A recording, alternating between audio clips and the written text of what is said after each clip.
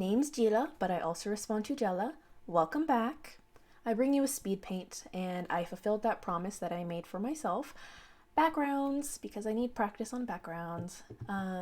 Yeah, I wanted something easy and related to me, so I used a photo caught by an old camera of ours when my family and I were living in South Korea, particularly in Seoul. This is the Namsan Tower. I heavily referenced this one, um, practically tracing some of the parts of the picture, mostly the buildings and the such. I just simply made it a silhouette because I didn't want to deal with the actual colors, um, because I wanted to focus more on the actual sunrise sunset sort of thing. I think it's a sunrise, if memory serves correctly. Maybe. Anyways, just like last time, I'm holding my mic. I was lazy and didn't even bother looking for the stand, I'll admit it. So if there are audio shifts or crackles, apologies. Also, I'm tired, so I'm not going to be talking for the whole 10 minutes or so. The reason I'm tired is most likely due to the fact that I'm doing this at 1:30 in the morning. Why? Because I like messing with my sleep schedule. Uh, I go to bed at 3 a.m. usually, and if I need to wake up at 7 or 8 o'clock, doesn't matter. I'll take a siesta later. On a different note, let's talk about the speed paint. I indeed made the same mistake of having the canvas too small again, but I caught it really early this time, right after I finished the line art. So I went in and adjusted it so that it was 2 times the original size, making it a decent 1400 by 1000. I found this out afterwards, but apparently a really good landscape size is 1920 by 1080, so I'll try that next time. Something about it fitting nicely on a desktop background. Regarding the colors, you can see that I had already chosen some colors based on the picture, simply using the eyedrop tool and then saturating the colors. Our camera wasn't the best back then, so it looked kind of desaturated in the photo. Still, it's a really beautiful picture, so props to Dad. I used the key colors I chose, and as I continued, I created transition colors so things wouldn't be so jaded. Honestly, I don't know how I did so well on that bottom left part. It looks really good, and I wish I could have kept that consistency, so I'll have to study this video more, but I laid down the darker of the yellows first, then went brighter, which is pretty different or the opposite of what people would do when they paint in traditional art or use color pencils and stuff. We usually start with the lighter colors and then go darker, but not not in digital art. So, because this habit is deeply embedded into my traditional veins, I sadly didn't do this dark to light process throughout the whole picture.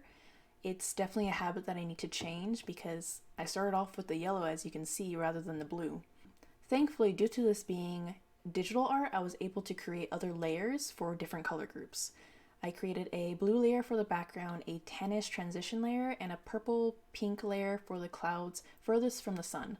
You'll see this later on, but they don't all stay separate layers. I eventually do merge them all together.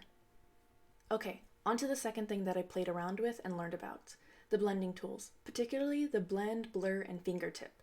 I realized the blend made things become transparent, which isn't what I wanted for the background, so I used that mostly for the upper layers, such as the yellows and the purples. Blur was better, but it simply blurred the lines rather than mix the colors, which is what I was trying to find. So I ended up just using it to soften the lines and make it, not as harsh.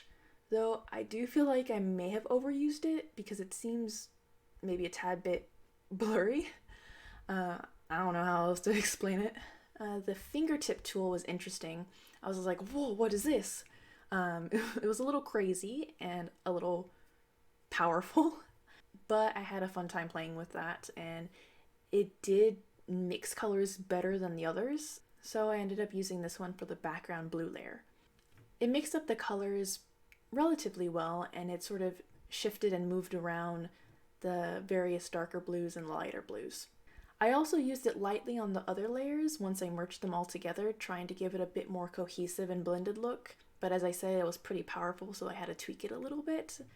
If you have better ways of using these tools, I'd love the advice. I'll also be researching more about blending option and techniques later. It's definitely something I need to improve on. Okay, time for a break. Here is some music. Hope you enjoy it. It's very calming. Maybe you'll fall asleep. I don't know.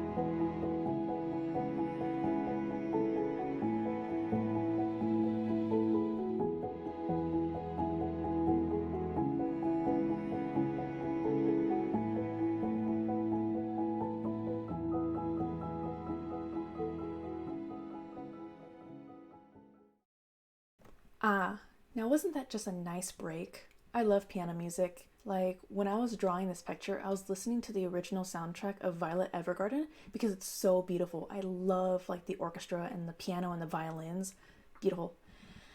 Anyway, the last thing I learned slash used here was the lock transparent pixels, where the program only lets you color in the selected area of the layer, which comes in handy when I was using it for the silhouette colors and the highlights, because I didn't have to worry about them going over the line and becoming a part of the sky.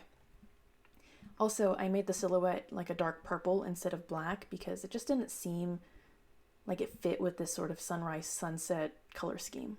Black was just a bit too harsh. And just a last comment, drawing this picture really reminded me of South Korea, and I really do miss it, so I'm really excited for when I will be able to visit again, whenever that might be, hopefully in the next year or two. I spent the majority of my teenage years there for school, church, and family.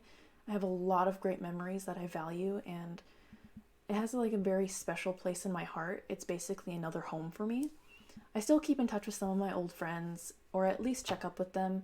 I accepted Christ and became devoted to my faith for myself rather than for my parents when I was over there. I overcame my fear of the dark, partially due to accepting Christ. I became much closer with my family. I learned a lot more social skills and responsibility thanks to church and school. I'll definitely expand some more about my Korea days in future story times when, I just want to go down memory lane. Anyways, adios, annyeong, bye! Time for sleep.